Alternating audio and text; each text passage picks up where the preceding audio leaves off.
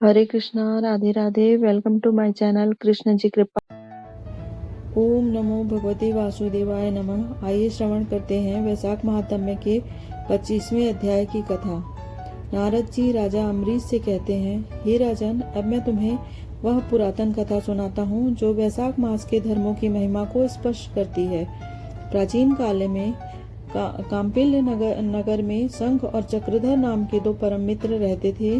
शंख सदाचारी, शांत और वैशाख धर्मों का नियम पालन करने वाला था, जबकि चक्रधर थोड़ा क्रोधी और केवल अपने कर्मों के अहंकार में रहता था।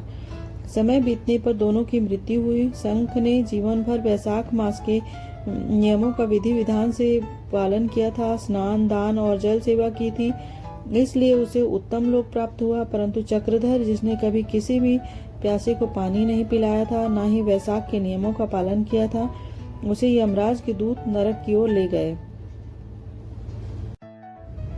अपने मित्र की दुर्दशा देखकर शंख का हृदय भर आया। वह यमराज के पास गया और अत्यंत विनम्रता से पूछा, हे धर्मराज, मेरा यह मित्र चक्रधर बड़ा ही ज्ञानी और कुलीन था, फिर इसे इस भयंकर यातना को क्यों भोगना पड़ रहा है? इससे कौन से पाप ने इस मार्ग पर लाकर खड़ा कर दिया है? यमराज ने कहा, हे शंख, सुनो, ज्ञान और कुल से ही मनुष्य का उद्धार नहीं होता है। चक्रधर ने पूरे जीवन में कभी भी वैशाख मास के धर्मों का पालन नहीं किया। ग्रीष्म ऋतु में जब सूर्य तपता है, तब इसने न तो प्यासे के लिए जल की व्यवस्था की, न ही थके हुए राहगीरों को छाया दान की, और न ही जूते चप्पल का दान किया। वैशाख महीने में जल दान ही सबसे बड़ा धर्म है, जिसे जेठ और वैशाख की तपती धूप में किसी को शीतलता नहीं दी, उसे यमलोक में तपते हुए मार्गों पर चलना पड़ता है।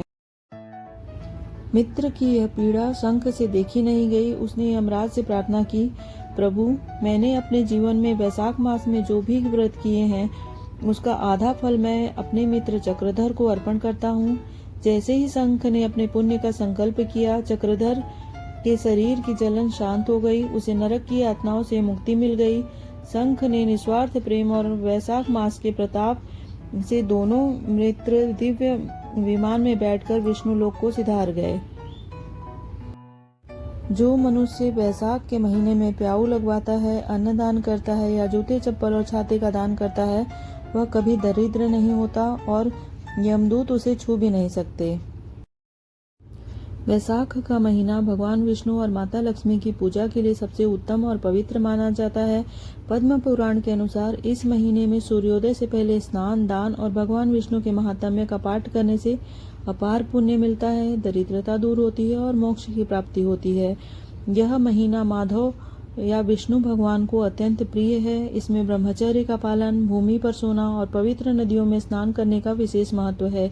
चिलचिलाती गर्मी के कारण इस महीने में जल के पात्र, छाता, चप्पल, गन्ने का रस, सत्तू का दान करने से पितृदोष शांत होता है और पुण्य फल मिलता है। पौराणिक कथाओं के अनुसार जो व्यक्ति पूरे वैशाख महीने सुबह जल्दी स्नान करके महात्म्य सुनता है, उसके सभी पाप नष्ट हो जाते हैं, वह विष्णु लोक को प्राप्त होता है।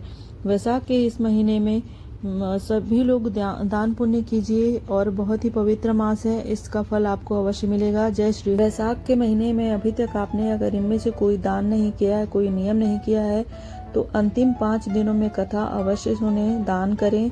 और मिलते हैं अगली किसी नई पौराणिक कथा के साथ।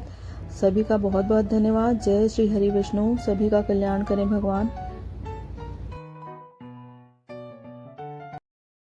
अगर वीडियो पसंद आए तो चैनल को लाइक कीजिएगा, शेयर कीजिएगा, सब्सक्राइब कीजिएगा।